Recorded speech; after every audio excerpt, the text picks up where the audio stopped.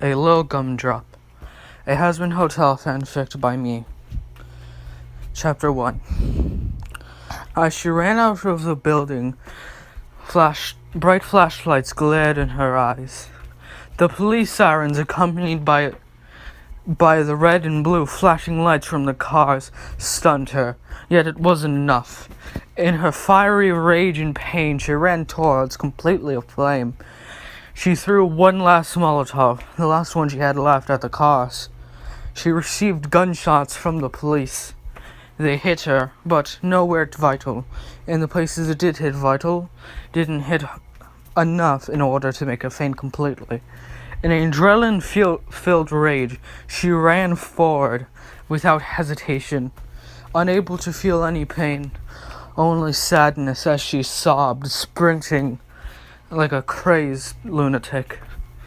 She jumped at a police officer, and before they could stop her, all she saw was a bright light, an explosion, a boom echoed through her ears before everything went black. Corey then woke up in the house streets, and as she looked down, she noticed she had on her pink jacket and her pink shorts. What she had on before she was set aflame. As she looked around, there were a lot of tightly packed buildings, mainly consisting of stripper clubs, porn studios, casinos, and all kinds of places. As her now pink eyes looked around, she shook her head and slapped her face, realizing this is real and seeing her pink hair from shaking her head. She soon started to adapt, realizing this is hell. But she still questioned, this is hell? I mean, it's definitely not heaven, and it's not limbo. I expected more suffering, though, but I mean, I guess no suffering isn't something to be sad about. Soon, someone grabbed Corey's hand and pulled her into an alley. Then, they stared her in the face, allowing Corey to study her face. Her blue skin and her alien black eyes, accompanied by her long black hair and her fit figure in a black dress, made for quite the stunning figure. Yet now wasn't the time to be admiring people. The woman spoke with worry in her voice. What is someone so innocent-looking doing down here? Surely you don't know you are in Valentino territory. Corey just tilted her head. Huh? I just appeared here. I guess this is hell? Oh, and my name's Corey, by the way. Corey informs. The woman face-palmed and shook her head. Yes, this is hell. And currently you're in Valentino territory. If Valentino catches you, he will either beat the shit out of you and force you out, or worse. He loves corrupting the innocent. You may be a prime target. You see, he's a dastardly one. Corey's heart sunk as the pink cat ears she didn't realize she had flattened against her head and her eyes widened. She realized the gravity of the situation she was in. Despite her seeming innocent, she knew about these kinds of things. Her parents weren't nice to her, no. But they did know to teach her about what to be careful for in life. The woman nodded, seeing Corey realize what happened. I have a lot of questions, but no time to explain. My name is Elizabeth. Come on, let me take you to my apartment. Elizabeth grabbed Corey's hand and Corey nodded in response. They soon rushed over to Elizabeth's apartment, Corey just following Elizabeth. Eventually they arrived upon a large typical-looking apartment building, squished in between all the other buildings, and not too small, but rather tall to make up for it. Elizabeth dragged Corey in and eventually into her apartment room 2 floors up, which appeared as just a refrigerator, a bathroom, a small bed, and a small kitchen. A rather small place, sadly. Corey just looked around. This place is sad. Elizabeth rolled her eyes and smiled. Yeah, I know. So, Corey, I suggest you stay with me for a while. I don't think you can make it on your own yet, and if Valentino comes, I'll just send you up to my friend's room before he walks in. Corey tilted her head curiously. Thank you, but how come You're so nice. Elizabeth sighs. Listen, you just look as innocent and cute. Even if you did some horrible things to get down here, I can't just leave you, especially in the hands of Valentino. Honestly, even if you commit serial murder, I couldn't leave in the hands of him. I despise him. Kari smiles sweetly. Oh, that's cute. I knew everyone can be redeemed. Even the citizens of hell. Well, not everyone, but, oh well, most everyone.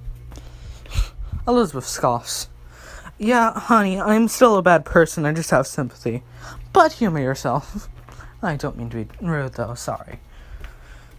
Kari sighs and lays down in Elizabeth's bed and looks at the ceiling and sighs, thinking to herself, what to do? Where am I gonna go when I can? Is this how I'm gonna live my entire life for all eternity? Or do I want to become someone? She yawns and sits up. I can't rest. Is there anything we can do? Kari asks, bored already. Elizabeth smiles. Energetic one, aren't you? Well, we could meet my friend. He's kind of a dick sometimes, but he's fun when you know him. Kari smiles and jumps up on her feet. Let's go, let's go! Kari said, excited to do something, with a sudden burst of energy. Elizabeth giggles and grabs Kari's hand. Come on, let's go. She walks out the apartment room and just goes to the next apartment room, rather anticlimactically.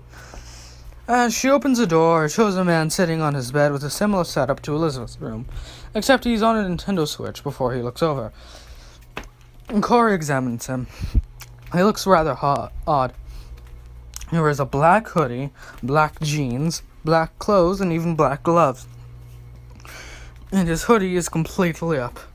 Only his face is visible, but it just seems to be a pitch-black void, with 2D-looking, pure white round eyes and a smile. He merely raves. Sup, this a new friend? Elizabeth nods. She just got here. He laughs mockingly. Poor bastard fell into Valentino's territory. Well, she was lucky enough to be found by you first. Name's Elijah. You? Kari smiles and waves. My name's Kari. It's nice to meet you. Elijah sighs. Hey, do you have an ability? Kari tilted her head in confusion. Elijah once again sighs. Some demons have abilities. I can summon knives. They float. 5's my limit. Elizabeth here can make a small flame in her hand. She can also light any single small object in that flame. Or, if she makes a circle with her finger, she can light that circle on fire. Granted, if she makes a circle beyond a few feet, she tires out. Abilities like these are good to protect yourself, whereas some demons just bring guns with them, or naturally are strong. Kari shrugs. I'm not sure. Elijah figuratively rolls his eyes due to the lack of any actual pupils. I don't know. Think super hard about something. Oh, that might do something.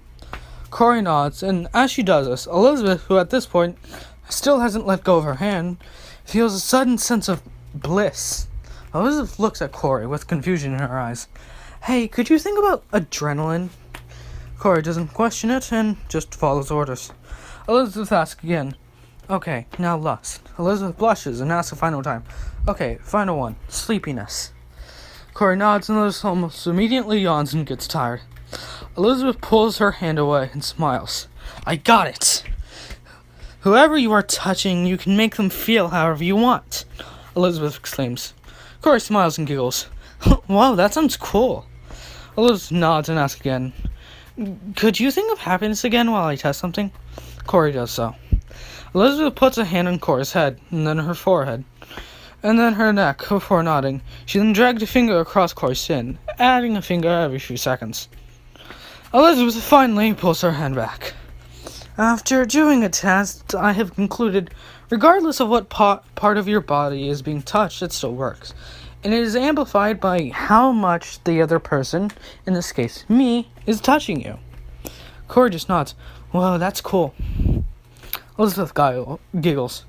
You know, you're kind of childish. Kari giggles too. Yeah, I know. Elijah smiles. Y'all done gushing? That is a cool ability. Not offensively useful at all, so she'll definitely need to stay with us. Elizabeth nods. We have to protect her from Valentino. Corey just sighed. I wish I could help with the Valentino situation. Elizabeth just shrugs. There's nothing we can do. He's too powerful and influential.